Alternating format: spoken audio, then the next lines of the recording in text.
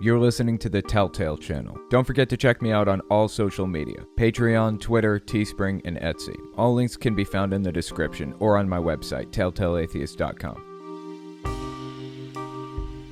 So the next article I wanted to take a look at is entitled, "Listen to These Former Evangelical Republicans Explain Why They Left the GOP." This is by Beth Stoneburner on the Friendly Atheist website. It's a number of extremist evangelical Christian basically explaining why they left, and I found it extremely fascinating, definitely worth the read.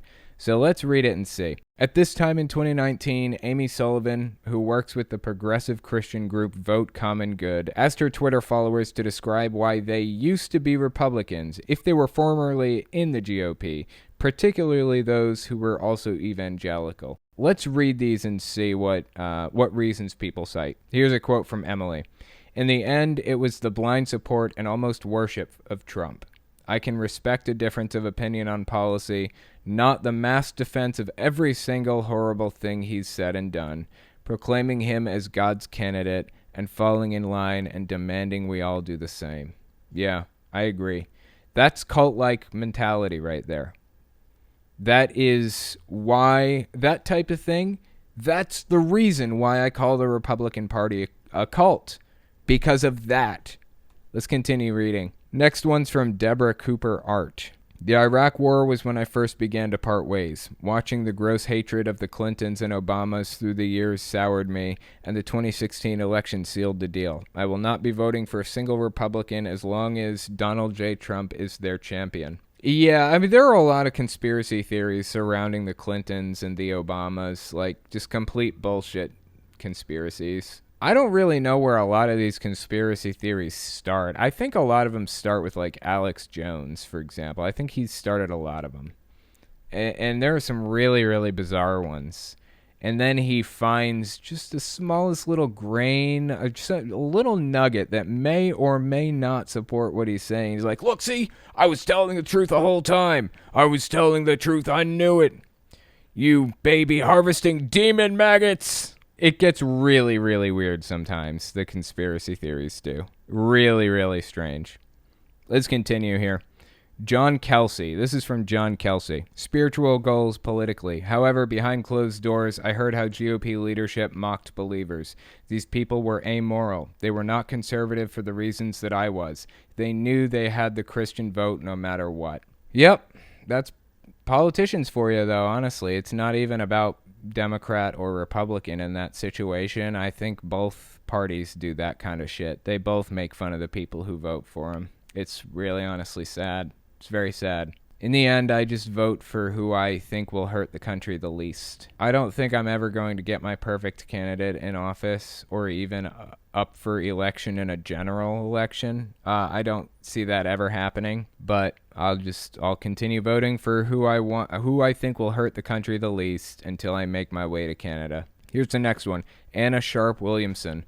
"The Republican platform that I valued for the longest was the pro-life stuff. When I learned what actually brings abortion rates down, contraceptive access, sex ed, strong social safety net, it was all over." Yeah, solid. Well said. Well said, honestly. It's bizarre to me that Republicans, a lot of the time, not only are they pro-life, which, you know, that's a controversial subject, and we can talk about it. I am okay with having a conversation about whether or not the pro-life or the pro-choice position is correct. Like, which one is correct? I'm okay with that conversation. There is merit to each, honestly. But being pro-life and also being anti-contraceptive, anti-social safety net, anti-sex ed, that's absurd. What are you doing? Are you pro-life or not? If you're pro-life, do everything you can to keep these people out of the situation where they'd have to make that choice. It seems straightforward to me. Not only that, but they demonize things that they clearly don't understand. Like the morning after pill, that's not an abortion pill. Why do people call it that? If you're already pregnant, it's not going to work. It only works if you're not pregnant yet. It's basically just a high dose of normal birth control. That's basically what the morning after pill is. It is not an abortion pill. I don't understand where these people are getting all this from, or why they're spreading this propaganda. Why? What's the point? Why are they trying to demonize birth control? I don't understand. I don't get it. It doesn't make sense. Let's continue reading. The experiences may vary, but one theme was still prevalent. People were turned off by the clear disconnect between the values conservatives preached and their own actions behind closed doors. The hypocrisy of the Christian right has never been more clear than it is under the Trump presidency. That character flaw goes beyond religious or political persuasion, but if conservatives and evangelical Christians don't listen, they can expect to shed even more longtime followers. I can get on YouTube and look at my subscriber count, or I can get on Social Blade or whatever and look at my numbers. Anytime I put out a video with a controversial twist to it, like I'm pro-choice, I can see my numbers go up and down. When I espouse an opinion that not every single person can agree with, I can see some of my numbers go down and some of my numbers go up. I can see my view count go up, but my subscribers go down. I can see my click-through rate go down, things like that. I can watch my numbers change as those opinions are espoused. But when you're on a national stage like this, like when you are dealing with the President of the United States, when you're dealing with political parties and voting, there's no solid way to know. I mean, polls are the best we've got, and they're reasonably reliable.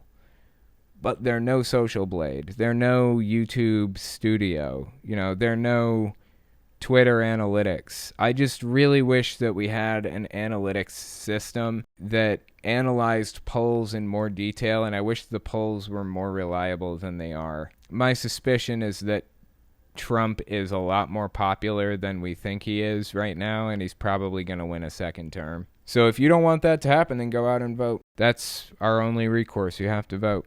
Just for the record, somebody said the morning after pill doesn't seem like a really effective method of birth control. You're right, it's not. It's supposed to be an emergency situation. If you're like, oh, I forgot to take my birth control yesterday, and I got into some stuff with somebody last night, you can take the morning after pill, and it will, it has a high chance of protecting you from pregnancy. It has to be taken within like 72 hours of the event taking place. So there's a lot of nuance to it, but it is not an abortion pill. And if you are pregnant, it will not do anything. It's not going to help. It's not going to hurt. It's not going to do shit. It's going to be like you didn't take anything at all.